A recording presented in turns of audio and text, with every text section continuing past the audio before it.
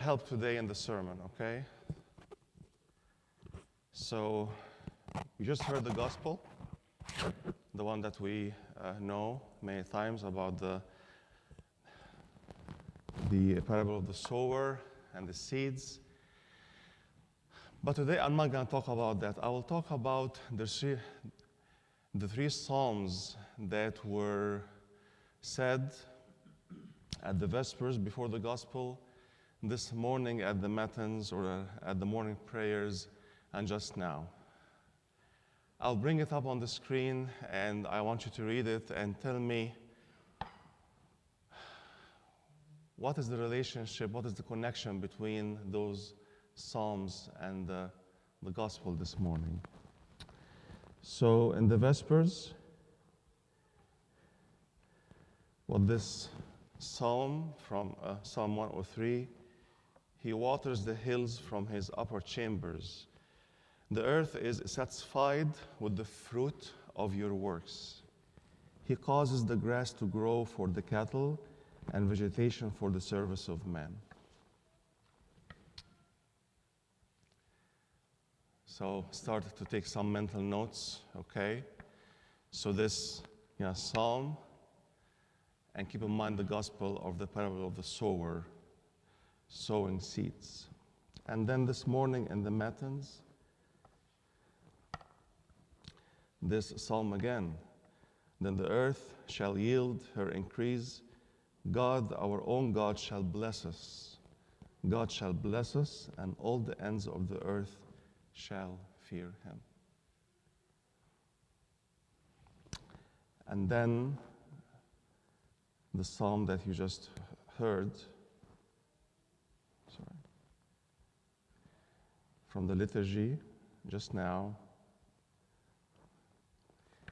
The trees of the Lord are full of sap. The cedars of Lebanon, which he planted, he sends the springs into the valleys. They flow among the hills. Three psalms with almost the same theme. What is this theme? What did you read? What did you hear? Come on, help me out here. You can talk.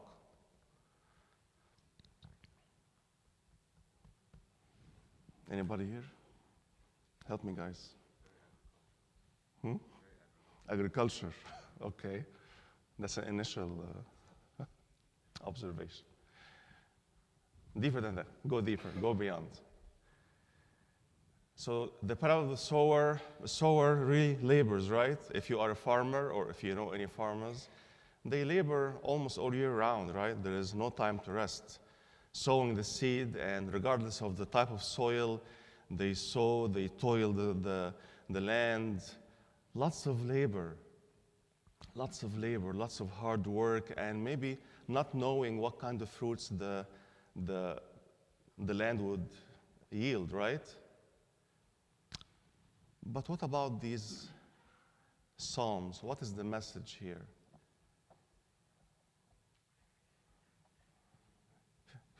No? God is doing it. Okay, God is blessing it already. Okay, more?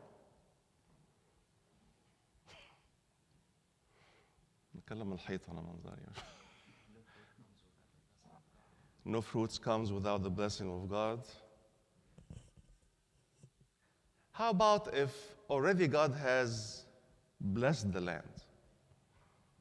Already God is doing all the work. God is already making the trees full of sap. It's not about your labor, actually. It's about God that already commanded the blessings. Especially from the psalm of the Vespers. It's such a beautiful psalm. He waters the hills from his upper chambers. Have you ever seen the water goes up? The water always goes down. There's a flow of God. Flow of God sends his water, always coming from top down, from God to us, from heaven to earth.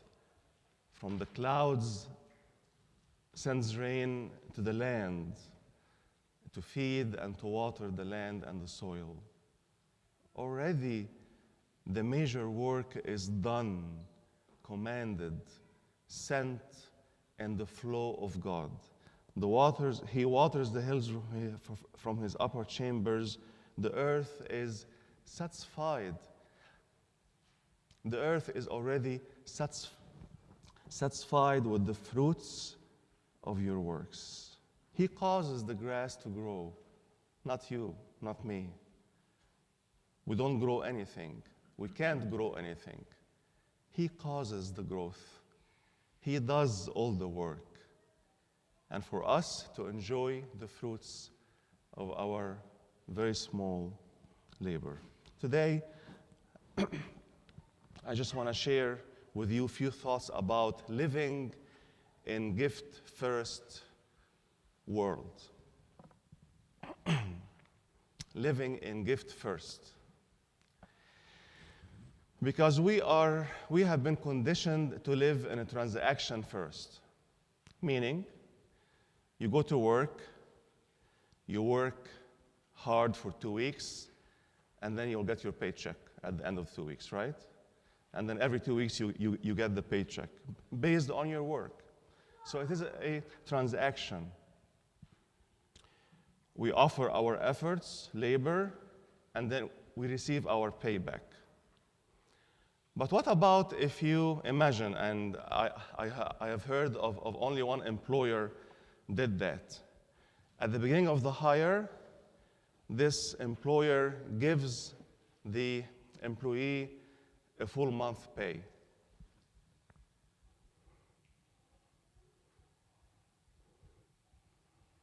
Doesn't make sense, right? But it happened. I read about it. You're hired, and then you receive your pay at the first day of your work. What is the mindset of this employee who receives their pay on the first day of the job? I know it's hard for us to imagine, but let's imagine, okay? You will be free. You will be living in gift. You will be doing your labor, your work, because you already received your gift. And instead of month after month, year after year, you go to work, you're tired, you grumble, you complain, and you receive your paycheck as if it's never enough, right? But then you have to work. But if this mindset was changed, living in gift first, living in gift because we already received. And this week, we are celebrating Thanksgiving because we look back and evaluate, and we received, therefore we give thanks because we already received. But how about if we give thanks at the beginning of the year? Think about it. If we have Thanksgiving in January 1, in faith, we are telling God, we thank you for the gifts that you already commanded. We will live in your flow of gifts.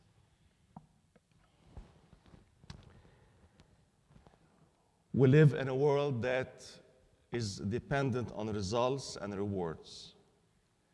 If I receive good results, if I receive good reward, therefore I am thankful. And if I don't receive good results, therefore I'm not thankful. Therefore I'm resentment. Therefore it is not enough. Therefore what's wrong with me? Therefore what's wrong with God? Therefore what's wrong with the world? Life is not fair.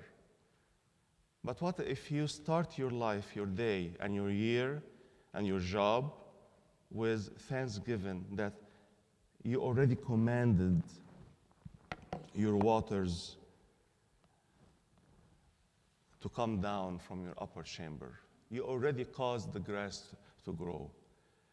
I'm here to live in your flow, O Lord. I will read you a quote from a paragraph from a book by Father Richard Rohr. Listen to me, please. As long as we operate inside any scarcity model, so he talks about living in scarcity, that it is never enough. Let me receive my pay first, and then I'll give you, and then I'll tell you thank you. Versus a life of abundance. I already received, I am already living in the gift that God has commanded and has ordered for me to live. So as long as we operate inside any scarcity model, there will never be enough God or grace to go around. Jesus came to undo our notions of scarcity and tip us over into a worldview of absolute abundance. The gospel reveals a divine world of infinity, a worldview of enough and more than enough. The Christian word for this undeserving abundance is grace. It is a major mental and heart conversion to move from a scarcity model to an abundance model and to live with an attitude of gratitude. Meaning,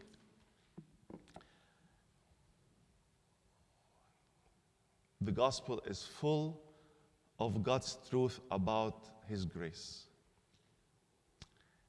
And the gospel is full of teachings about how the grace of God overfills the life of every believer.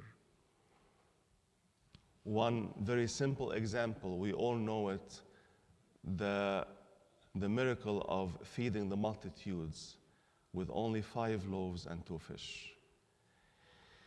The disciples thought about it from a scarcity model. We don't have enough, send them away. Whatever we have is barely enough for us, for me and my family. But Jesus didn't say that. No. Make them sit down in faith they are receiving. So even the act of make them sit down in groups, this is an act of faith, because when you sit down, there's an expectancy that they will be served food, right? Lots of food, because they will be sitting and eating. It's not snacks, it's not leftovers, it's not just walk and get something. No, sit down because there is a feast. Sit down because there is a 3-course meal. And then God uses and sends His water from above, sends His goodness from above, and feeds the 5,000s. And there are many, many leftovers. There is plenty. Living in God's plenty or living in your own not enough.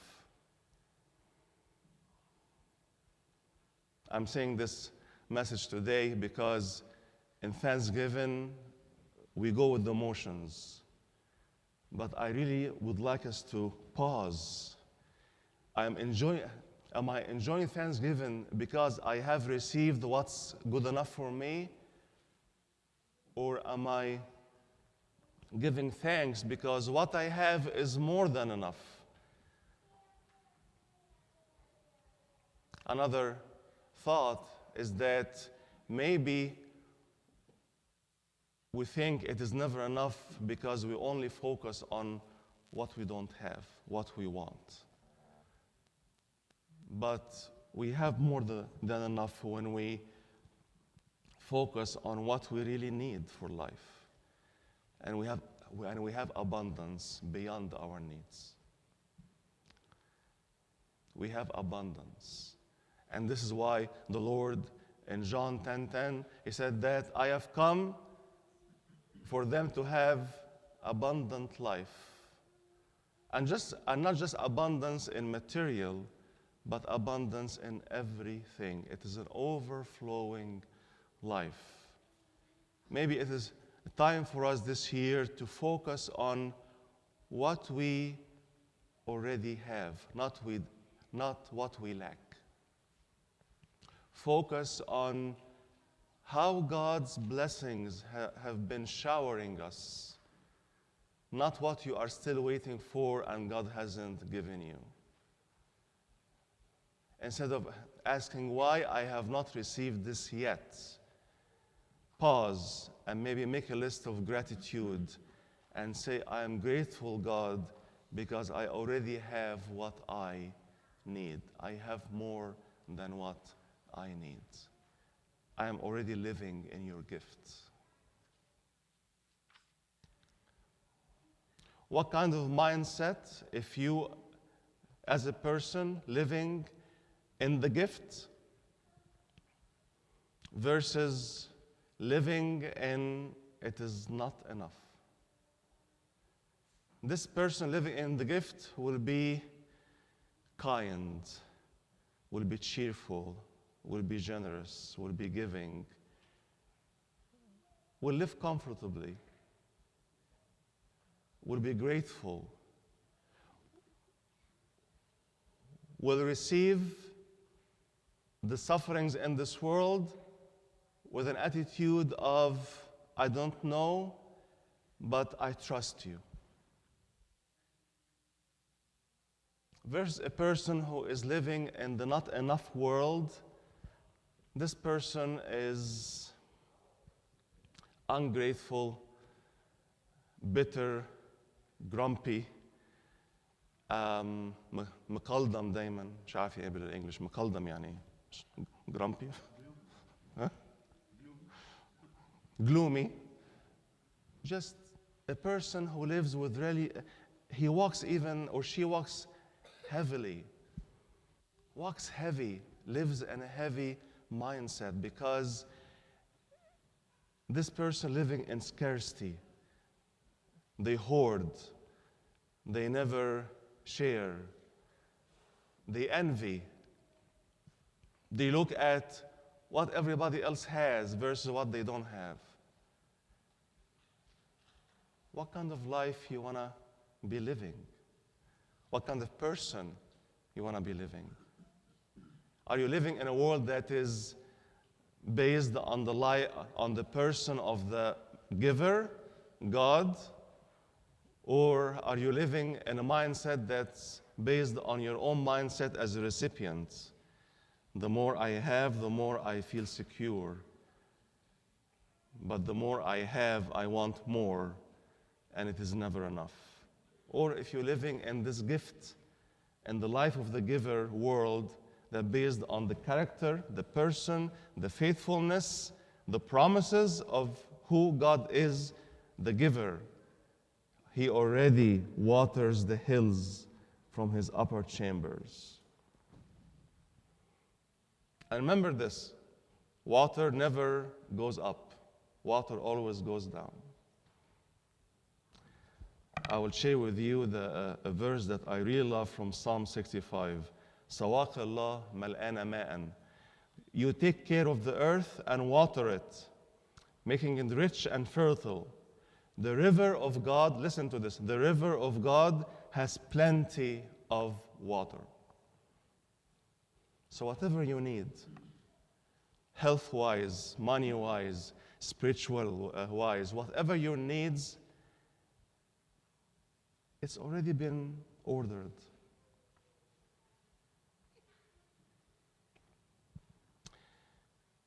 The river of God has plenty of water.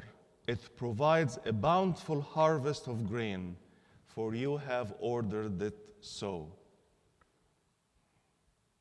Living in abundance already. Believe me, I have met personally and I have dealt with people who don't even know what they have for dinner, but they are more cheerful than those whose freezers and fridges are full of food that goes rotten week after week.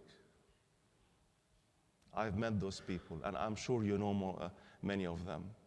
People who don't have like other people, they are more giving, they are more cheerful, because what? You know why? They have nothing to depend on except the Lord. And this is the reason for their cheerfulness. I don't know what I'm going to have for dinner, but I know my God and my experience tells me that nobody sleeps hungry. And I know I will have dinner today. Versus us. We have more than one freezer at home. We have more than one fridge at home. And, you know, we throw food almost every week, right? And we complain that why people are happier than me, why people have more than me, why I don't have this. Remember, the river of God is full of water. You have ordered it. So in the season of Thanksgiving, don't give only thanks because your pocket is full. Don't give thanks because your tummy is full. Give thanks because maybe your pocket is empty and you have needs and you have bills to pay. But you give your tithe in due time. You help the poor. You have mortgages. You have student loans. But because you live in the giver and the gift of, and the life of the gift, you act in faith. You say, thank you, because I already received what I need. Let's give each other a smile. Let's give each other a gesture that is kind. Let's give each other kind words. Let's bring the tithing to God's house again. Let's bring the gifts because we already have been given a lot. This is the true Thanksgiving. And it is not a day on November, the last Thursday of November. It is every day I am living to give thanks. Because it is more than enough for me. I wake up in the morning, already it is more than enough. And I thank you. I praise you. This day is yours, not mine to complain about, not mine to grumble about. I already live in abundance. I live out of your wholeness, not my emptiness. I am complete in you already. I am full in you already. I am overflowing from you already. I'm not waiting for something or for someone to make me happy or to give me something in return. I already live in the gift. To him all glory forever. Amen.